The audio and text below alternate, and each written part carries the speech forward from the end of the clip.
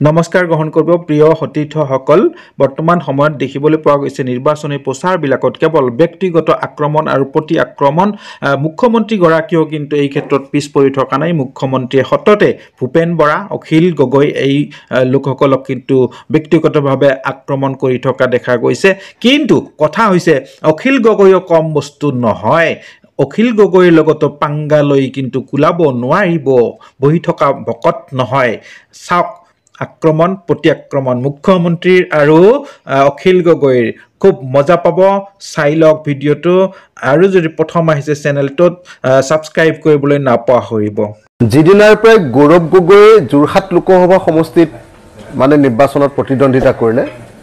সেদিনাৰ পৰা তেওঁ অস্থিৰতাত ভুগিছে মানুহজন পগলাৰ নিচিনা হৈছে মানুহজনৰ ৰাতি ভালকে টোপনি অহা নাই হিমন্ত বিশ্ব শৰ্মাই গৌৰৱ গগৈ যোৰহাটত উঠাৰ কাৰণে টেনচন খাইছে হিমন্ত বিশ্ব শৰ্মাৰ সকলো অংক উল্টা পুল্টা হৈ গ'ল নহলে তেওঁ প্ল্যান কৰি আছিলে যে এবাৰ পুৰা হিন্দু মুছলমান কৰি দিম কংগ্ৰেছ উজনি অসমত নায়ে বিৰোধী উজনি অসমত নায়ে বুলি প্ৰচাৰ কৰি দিম কিন্তু যেতিয়া গৌৰৱ গগৈয়ে যোৰহাট লোকসভা সমষ্টিত প্ৰতিদ্বন্দ্বিতা আগবঢ়াই দিলে মুখ্যমন্ত্ৰী হিমন্ত বিশ্ব শৰ্মাৰ মাথাই কাম নকৰা হৈছে এইবাৰৰ প্ৰতিক্ৰিয়া কি হয় মুখ্যমন্ত্ৰীয়ে কি কয় চাওক আধা সময়টো সাৰ্কিট হাউচতে বহি থাকে বহিব লাগিছিল সৰ্বহাৰাৰ ঘৰত বহি থাকে সাৰ্কিট হাউচত আমিয়ে ইমান দেৰি সাৰ্কিট হাউচত নবহো মুখ্যমন্ত্ৰী ডাঙৰীয়াই কৈছে যে মই সাৰ্কিট হাউচটো খুব ব্যৱহাৰ কৰোঁ অনবৰতে মোক বোলে তেওঁ সাৰ্কিট হাউচতে পায় মই এটা কথা ক'ব খুজিছোঁ দেই সাৰ্কিট হাউচটো মই ইলেক্টেড ৰিপ্ৰেজেণ্টেটিভ হিচাপে নিৰ্বাচিত প্ৰতিনিধি হিচাপে মই সাৰ্কিট হাউচটো ব্যৱহাৰ নকৰি কি বিজেপিক এৰি দিব লাগে নেকি আপুনি যে অসমৰ হেলিকপ্টাৰ অসমৰ ৰাইজৰ টকাৰে হেলিকপ্টাৰ লৈ যে তুলনি বিয়া পৰ্যন্ত খাবলৈ যায় আপুনি যে আপোনাৰ ছোৱালীৰ টিউচন মাষ্টৰ এই আপোনাৰ কি কয় কাঞ্চনজুৰি বাগানলৈ হেলিকপ্টাৰ যে অনা নিয়া কৰে ৰাইজৰ টকাৰে এইটো কি ঘটনা আপুনি তাৰমানে লুটি পুটি গোটেই অসমখন খাব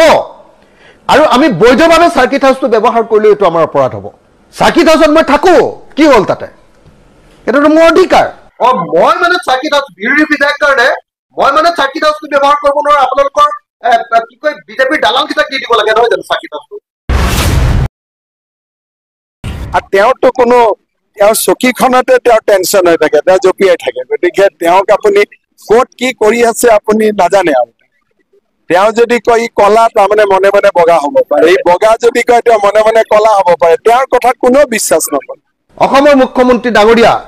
বেলেগক কথা যি কয় ক'ব মোক এনেকুৱা ধৰণে ব্যক্তিগত আক্ৰমণ কৰি আপুনি কেতিয়াও নকৰিব আপোনাৰ প্ৰত্যেকটো প্ৰশ্ন উত্তৰ বিধানসভাৰ ভিতৰতে হওক বা বিধানসভাৰ বাহিৰতে হওক মই দিবৰ কাৰণে সক্ষম মুখ্যমন্ত্ৰী মহোদয় মোক চম্ভালি কথা কোৱাটো ভাল আমাৰ স্পষ্ট কথা যে হিমন্ত বিশ্ব শৰ্মাই যিয়ে চক্ৰান্ত নকৰক কিয় হিমন্ত বিশ্ব শৰ্মাই যিয়ে প্ৰপগাণ্ডা নকৰক কিয় হিমন্ত বিশ্ব শৰ্মাই যিয়ে প্ৰচাৰ নকৰক কিয় যোৰহাট লোকসভা সমষ্টিত গৌৰৱ গগৈ জয়ী হ'বই এইবাৰ যোৰহাট লোকসভা সমষ্টিৰ মানুহে পাৱাৰ অফ কমন পিপল সাধাৰণ মানুহৰ যিটো ক্ষমতা সেই ক্ষমতাটো দেখুৱাই দিব কেৱল ব্যক্তিগত আক্ৰমণৰ বাহিৰে বিজেপি দলে এতিয়ালৈকে কোনোবা এটা জাতীয় ইস্যুত স্পষ্ট কিবা কথা কৈছেনে তেওঁলোকে কাক সমৰ্থন কৰে CAA কাক তেওঁলোকে সমৰ্থন কৰে কাৰ সমৰ্থন কৰি বিদেশী আমি আনিমেই বুলি তেওঁলোকে ভোট নিবিচাৰে কিয় তেওঁলোকে 6 জনগোষ্ঠীৰ জনজাতিকৰণৰ কথা কৈছিলে 6 মাহৰ ভিতৰত অসমৰ 6 জনগোষ্ঠীৰ জনজাতিকৰণ কৰিম বুলি নৰেন্দ্ৰ মোদী ডাঙৰীয়াই প্ৰতিশ্ৰুতি দিছিলে 2014 চনত নহল